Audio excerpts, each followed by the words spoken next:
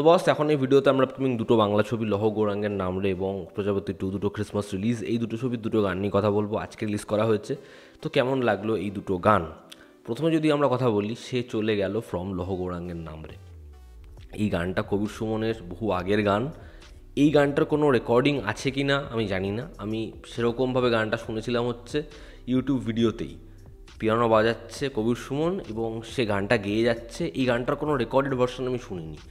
এবং এত সুন্দর একটা গান, তার লিরিক্স, তার গাওয়া, তার কম্পোজিশন জাস্ট অনবদ্য। এবং সৃজিত মুখার্জি এই গানটাকে এরকমভাবে ফিরিয়ে আনার জন্য তাকে ধন্যবাদ। গানটাকে যেভাবে কবির সুমন অ্যারেঞ্জ করেছে, যেরকমভাবে গানটা গেয়েছে, যা তার কম্পোজিশন, যেরকম তার লিরিক্স, জাস্ট অসাধারণ। এই গানটা তোমরা ভুলেও মিস করো না। এবং আমি বারংবার বলছিলাম, লহ গৌরাঙ্গের নামরে এই ছবির অ্যালবাম কিছু হবে। জাতিস্বর যেরকম, মানে সেই ছবির অ্যালবাম আমাদের প্লেলিস্টে থাকবেই। কবির সুমনের ওই ছবির মিউজিক, ওই ছবির কম্পোজিশন ছিল তুখর। এবং এই ছবিতে এরকম একটা গান আছে, আমি ফুল স্যাটিসফাই। গানটা কি দারুণ গান! আমি কত বছর পর এই গানটা শুনলাম এবং এই গানটা তোমাকে হিট করবেই। গানটা তোমাকে শান্ত করে দেবে ভেতর থেকে। গানটা প্লিজ শোনো। এই গানটার মধ্যে একটা অদ্ভুত অদ্ভুত কষ্ট আছে, একটা অদ্ভুত মুগ্ধতা আছে। দুর্দান্ত একটা গান। এবং এখানে ভিজুয়ালসে আমরা যেরকম ধরনের জিনিসপত্র দেখছি, সেটা মূলত হচ্ছে স্টেজে যখন ওই ক্যারেক্টারটা সে প্লে করছে, শুভশ্রীর যে ক্যারেক্টার বিনোদিনী, বা এখানে পরিচালক তার টিম যখন শ্যুট করছে, এই যে তারা পুরোপুরি চৈতন্যদেবের যে ওয়ার্ল্ডটা গড়ছে এবং একদম শেষ ভাগে শ্রী চৈতন্যদেব তাকে যখন হাইলাইট করা হয়, এটার যে পার্থক্য, এটার যে দূরীকরণ, সেটাই এখানে দেখানো হচ্ছে। যে সে চলে গেছে, বাট তার যে ছাপটা সেটা আজও রয়ে গেছে। এবং সেটাকে যেভাবে এই গানের মাধ্যমে, লিরিক্সের মাধ্যমে ফ্রেমবন্দি করা হয়েছে, দুর্দান্ত লাগবে। তো এই গানটা ভীষণ ভীষণ ভালো। এই ছবির প্রত্যেকটা গানই আমার মনে হচ্ছে খুব খুব ভালো হবে এবং গানগুলো আমরা এরপরেও শুনবো বারংবার। এরপর যদি আমরা কথা বলি, প্রজাপতি 2 এর তৃতীয় গান, যে গানটা গেয়েছে, কম্পোজ করেছে জিৎ গাঙ্গুলি। গানটা লিরিক্স লিখেছে হচ্ছে প্রসেন। গানটার নাম হচ্ছে আসলি কেন বল। তো এই গানটা আবার হচ্ছে দেব, জিৎ গাঙ্গুলি তাদের ছবিতে রোম্যান্টিক ট্র্যাক যেরকম হতো, ইউথ যেরকমভাবে শুনতো, একটা গান নিয়ে কথা হতো, এবং প্রজাপতি 2 এর গানগুলো যে লেভেলে হচ্ছে, যেরকমভাবে হচ্ছে, আমার মনে হয় মেইন স্ট্রিম ছবিতে এরকম ভাইব্রেন্ট গান খুব দরকার।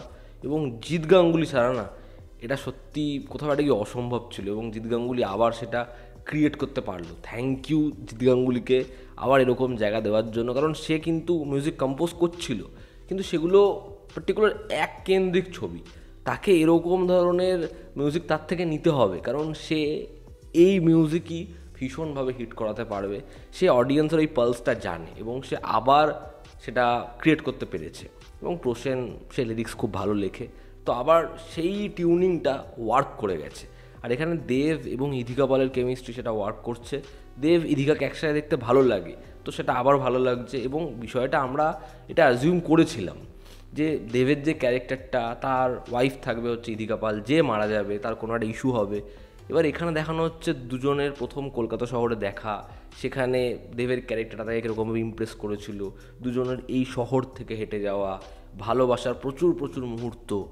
এবং দেবের ক্যারেক্টারটা সেই যে মুহূর্ত, সেগুলো নিয়েই বেঁচে আছে। পরবর্তী সময় তাদের বিয়ে হয়, তারা লন্ডনে শিফট করে এবং সেখানে তার একটা কিছু ইস্যু হয়, যে কারণেই তাকে জীবন থেকে হারায় দেবের চরিত্রটা। এবার এই বিষয়টা তারা টিজার রিভিল করেনি এবং তারা এই গানের মাধ্যমে মোটামুটি হিন্ট দিয়ে দিয়েছে এবং এমনটাই হবে আমরা জানতাম। কিন্তু ওই বিষয়টা ক্লিক করছে, ওই বিষয়টা ওয়ার্ক করছে এবং গানটা শুনতে ভালো লাগছে।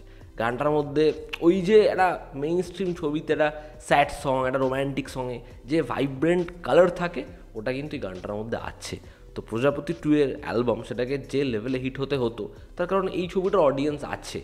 কিন্তু তারা গানগুলো এতই ভালো করার লক্ষ্য করেছে, আমার মনে হয় এই ছবিটা নিজের টার্গেটেড অডিয়েন্সের থেকেও দেবের এখন মেইন স্ট্রিম একটা হার্ডকোর অডিয়েন্স, যারা দেবের ছবি দেখছে, আবার সে আবার এরকম ধরনের ছবি এক বছর ধরে করছে, তারা সেই অডিয়েন্সের কথা ভেবে মিউজিকটাকে খানিকটা এরকমভাবে কম্পোজ করিয়েছে যাতে গানগুলো শুনে সেই অডিয়েন্সটাও এই ছবিটা দেখতে আসে। কারণ এবার তারা যেরকমভাবে শ্যুট করেছে, এবার হয়তো ছবির মধ্যে ফান এলিমেন্ট, রোম্যান্স এলিমেন্ট এগুলো রাখারও তারা বেশি চেষ্টা করবে। তো দেখার সেটা কীরকমভাবে ওয়ার্ক করে, তবে এই গানটা আমার জন্য ওয়ার্ক করেছে। তো এই ছিল আমার ওপিনিয়ন আপকামিং এই দুটো বাংলা ছবির দুটো গান নিয়ে। তোমরা যারা শুনেছো তোমাদের কেমন লেগেছে জানিও। জনতা আমাদের পাশে আছে। আবার দেখা হচ্ছে, টেক কেয়ার।